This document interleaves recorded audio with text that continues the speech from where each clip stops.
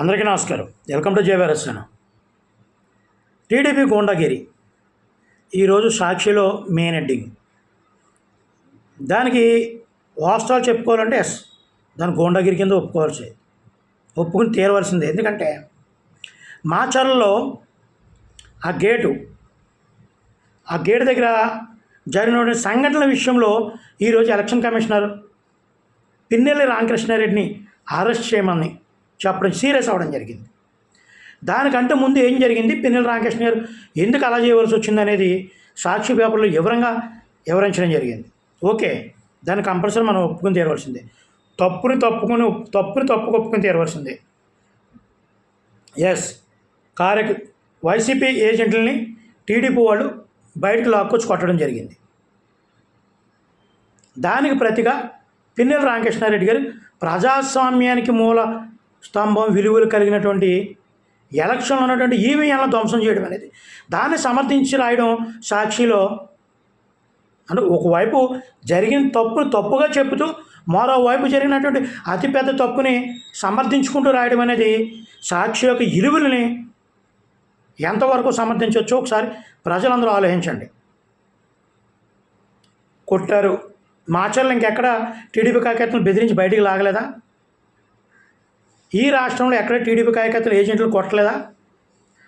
Election సమయంలో చిన్న అల్లర్లు చేయడం సహజం, కానీ ఒక పార్టీ ఏజెంట్లు కొట్టడం దుర్మార్గమైన చర్య. అది ఏ నియోజకవర్గాల్లో కాంగ్రెస్ గారి నుంచి వైసీపీ ప్రభుత్వం పెంచి పోషిస్తున్న విధానాలు కూడా ప్రజలు గమనించాలి.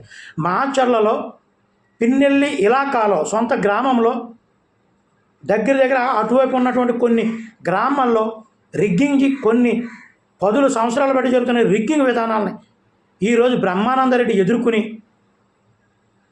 ధీటుగా అతను చేస్తే నేను చేస్తానండి ధీటుగా ఎదుర్కొన్న గురించి తట్టుకోలేప్పుడు ఈగో అహం వచ్చేసింది.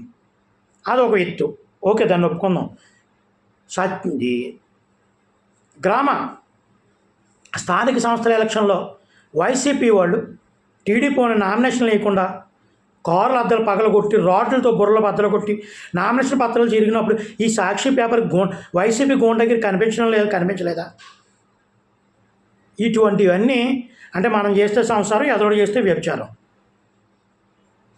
టీడీపీ గూండాగిరి ఒప్పుకోవచ్చు, గూండాగిరి దానికంటే దాదాగిరి, దారుణమైనటువంటి గూండాగిరి, దాదాలుగా వ్యవహరించిన వ్యక్తులు వైసీపీలో లేరా?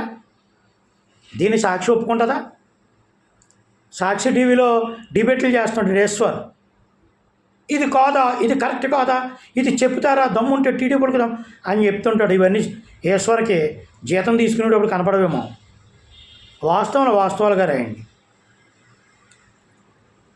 ఈవీఎంలు, బ్యాలెట్ పత్రాలు కానీ బ్యాలెట్ బాక్సులు కానీ ఈవీఎంలు కానీ పగలగొట్టడం అనేది ఎలక్షన్ ఈసీ నిబంధనల ప్రకారం రాజ్యాంగబద్ధంగా తీసుకునే చర్యల్లో చాలా దారుణమైనటువంటి తప్పు.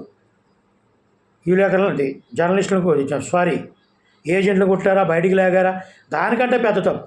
దీన్ని రైట్ అని చెప్పుకోవడానికి ఇంకో విషయం ఏంటంటే, లోకేష్ దగ్గరకు ఆ వీడియో ఎలా వచ్చింది, మరి మీ దగ్గరికి వీడియోలు ఎలా వచ్చినాయి